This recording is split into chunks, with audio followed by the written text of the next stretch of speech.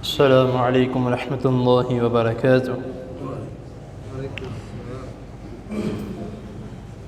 الحمد للہ الذی ہدانا لہذا وما كنا لنهتدی لولا ان ہدانا اللہ۔ اللہم صل علی محمد وبارک وسلم، اما بعد۔ حضرات محترم، مریض کے احکام و مسائل، پریشانیوں، مشکلات، تکالیف اور اس طرح کی کئی بیماریوں کے متعلق اور ان سے بچنے کا طریقہ اور دعا آپ کے سامنے اختصار کے ساتھ یہ کے بعد دیگرے اسباق بیان کیے جا رہے ہیں، اور دعاؤں کے متعلق اور دم کے متعلق آپ کو بتایا جا رہا ہے۔ ہم میں سے بہت سے ایسے لوگ ہیں جن کی یہ شکایت ہوتی ہے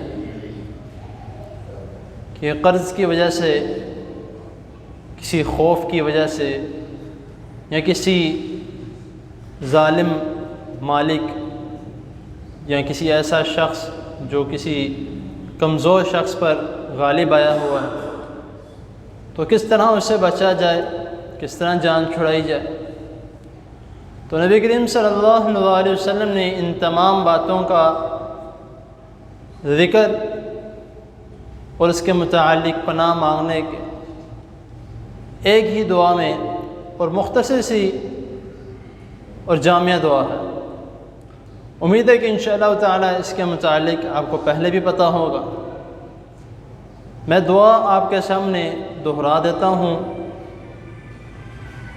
اور اس کا جو ترجمہ ہے اور مختصر سی تفصیل وہ میں بتا دیتا ہوں، تو انشاءاللہ تعالی آپ سمجھ جائیں گے۔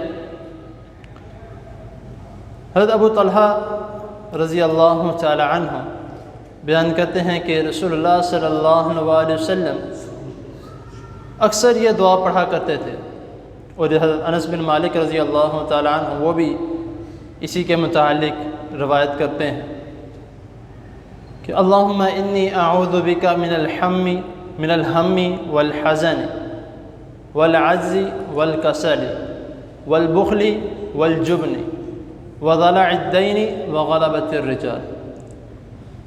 اس کا ترجمہ سماعت فرما لیں کہ اے اللہ، میں آپ کی پناہ میں آتا ہوں یا آپ کی پناہ چاہتا ہوں، من الہم فکر سے، والحزن غم سے، والعجز عاجز آ جانے سے، والکسل سستی سے،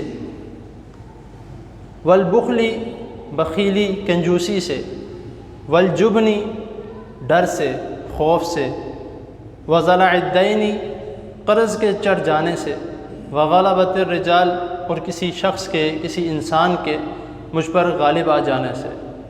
اب اس کی مختصر سی تفصیل جو کہ سب سے پہلے جو دو چیزیں، من الہم والحزن، فکر اور غم، یہ دو ایسی چیزیں ہیں جو انسان کو اللہ تعالیٰ سب کو اپنی حفاظت میں رکھے۔ اگر کسی کو لگ جائے تو انسان کو آدھا کر دیتی، یعنی انسان ٹینشن میں، ڈپریشن میں رہ کر اس کا برا حال ہو جاتا ہے۔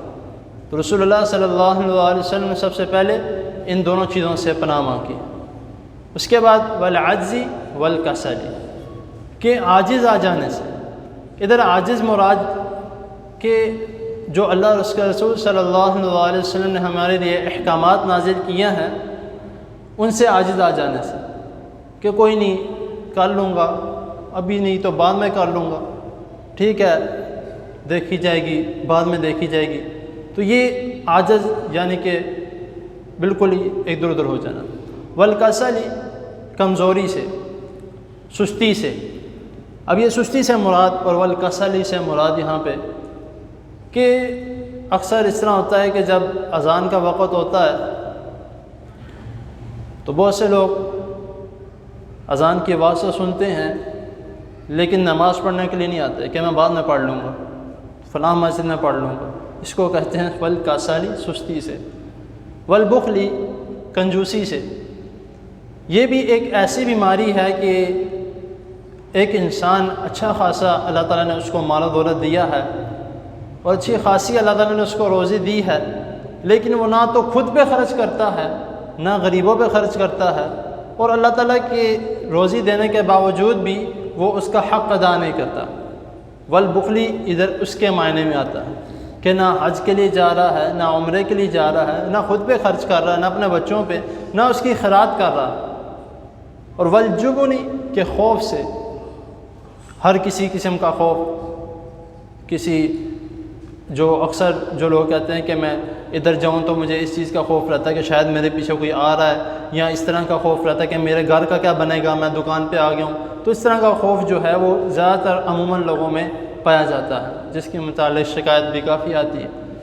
وضلع الدین، قرضے کے چڑھ جانے سے، یہ بھی ایک بہت بڑی جو ہے ایک مشکل اور ایک مصیبت ہے۔ وغلبۃ الرجال، کہ کسی انسان کے غالب آ جانے سے، اب ظاہر سی بات ہے جی کسی شخص کے اوپر قرضہ ہو اور کوئی شخص جس نے قرضہ دیا ہے وہ اس کی جان چھوڑتا ہے؟ نہیں چھوڑتا، وہ جب تک دے نہ دے۔ اور ادھر ایک یہ بھی مراد بنتا ہے کہ کوئی ایسا مالک یا ایسا شخص جو کسی کے ماتحت کام کرتا ہے، جو اس کا ہیڈ ہے، اس کے غالب آ جانے سے اس کو ڈانٹتا ہے، مارتا ہے، یا اس کے ساتھ غلط سلوک کرتا ہے، ادھر اس سے بھی مراد لی جا سکتی ہے۔ اور یہاں ادھر اس سے بھی مراد لی جا سکتی ہے کہ جو ظالم حکمران جو ہیں ان کے متعلق بھی ہے، یہاں پر اس سے بھی مراد لی جا سکتی ہے۔ تو یہ 5-6 چیزیں جو ہیں جس کے متعلق رسول اللہ صلی اللہ علیہ وسلم نے پناہ مانگی ہے، یہ دعا کو میں دوبارہ دہرا دیتا ہوں، آپ بھی اس کو ایک مرتبہ اگر ساتھ پڑھنا ہے تو آپ پڑھ لیں تاکہ ایک بار یاد دہانی ہو جائے۔ اللہم انی اعوذ بک من الحم والحزن والعجز والکسل والبخل والجبن وضلع الدین وغلبۃ الرجال۔ اللہ تعالیٰ کی حضور دعا ہے اللہ تعالیٰ ہمیں جو سنا جو اس نے اس پر عمل کرنے کی توفیق عطا فرمائے، اور ہمیں تمام مشکلات، مصیبتوں سے، تکالیف سے اور پریشانیوں سے اللہ تعالیٰ ہمیں بچا کے رکھے۔ جزاکم اللہ خیر۔